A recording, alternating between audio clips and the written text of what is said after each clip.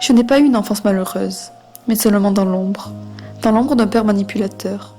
D'un père qui faisait tout pour qu'on se ligue les uns contre les autres. Dans l'ombre d'un père qui frappait ma mère et ma sœur. Dans l'ombre d'un père qui nous dénigrait et faisait passer notre mère pour la méchante. Je n'ai pas été si malheureuse que ça, non. J'étais juste dans l'ombre d'une mère qui pleurait sans cesse et qui me montrait sans même essayer de me protéger de la peur qu'elle ressentait vis-à-vis de lui. Dans l'ombre d'une mère qui ne voyait pas que je souffrais et qui, plus tard, racontait des détails de ce que lui faisait subir, qu'une fille de mon âge n'était pas censée connaître. À seulement 8-9 ans, je défendais ma sœur et ma mère contre lui. Je n'hésitais pas une seule seconde à le critiquer, à lui crier dessus, à l'insulter quand il se prenait aux femmes les plus importantes pour moi. Un jour, j'ai dit à ma mère que j'étais comme une psy pour elle, quand j'étais petite. Elle a pris un air choqué. Elle ne comprenait pas pourquoi je disais ça. Mais se rend-elle compte au moins que petite, j'étais une des seules à la prendre dans mes bras quand elle pleurait, quand elle faisait des crises d'angoisse à cause de lui? Alors petite, au lieu de vivre mon enfance comme toute enfance normale, je me cachais pour pleurer, pour ne pas montrer à ma mère que je souffrais comme elle. Petite, j'avais l'air de quelqu'un d'immature, alors qu'en réalité, j'étais plus mature que les autres enfants de mon âge.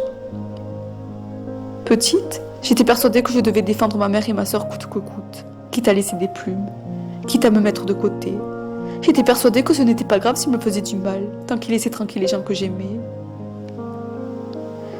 Je me sentais tellement seule et tellement incomprise, j'avais tellement l'habitude de tout faire pour que les gens que j'aimais, que j'avais le sentiment que je pouvais me débrouiller seule, que ma famille avait besoin de moi. Alors en grandissant, ce sentiment était tellement ancré en moi que j'ai continué à agir de la même façon. Se rend-elle compte au moins à quel point je me suis oubliée pour pouvoir les protéger? Il n'y a pas si longtemps que ça, ma mère m'a demandé pourquoi j'étais si en colère. Pourquoi quand j'étais petite, j'étais si en colère tout le temps. J'aurais aimé lui dire à ce moment-là que si j'étais tout le temps énervée, c'est parce que quand j'étais petite, j'étais propulsée vers l'âge adulte bien trop tôt, que je me rendais compte de tout, mais ne trouvant pas des mots sur ma tristesse, je préférais me mettre en colère.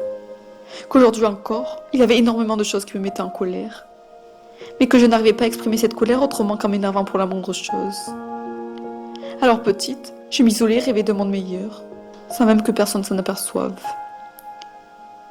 Petite, mon père me faisait croire qu'il n'y avait que ce genre d'homme qui existait, alors que moi, je me demandais pourquoi il était si méchant envers la femme et ses enfants qu'il était censé aimer.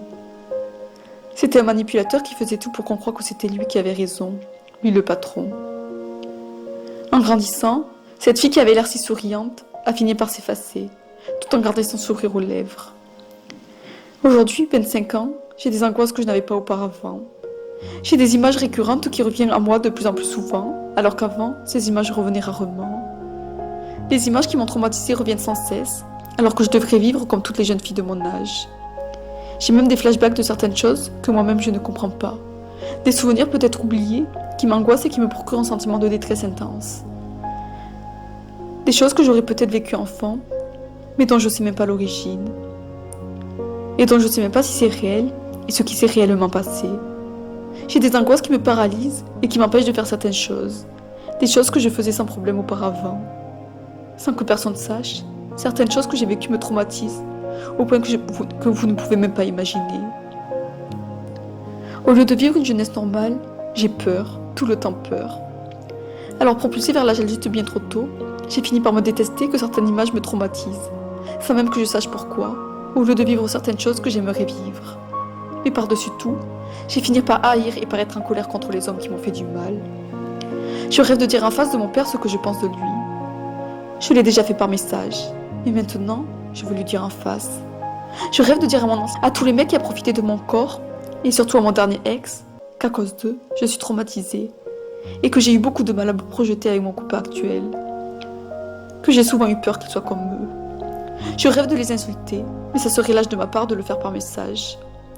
Alors en silence, je rêve de les revoir, pour leur cracher toute ma haine. En serais-je capable au moins?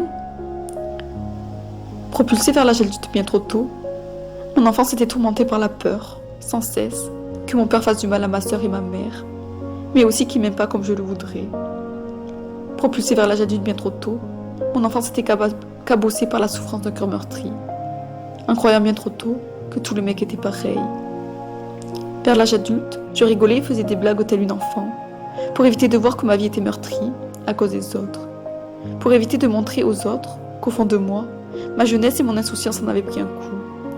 Alors propulsée vers l'âge adulte bien trop tôt, aujourd'hui, au lieu de vivre une jeunesse normale, j'ai le sentiment d'avoir les mêmes expériences de vie qu'une femme de 40 ans. Même si je me dis toujours qu'il y a pire que moi, au fond de moi, je sais que je suis bousillée. Est-ce à 40 ans que mon corps sera enfin libéré et que je pourrai vivre une deuxième jeunesse, plus normale ?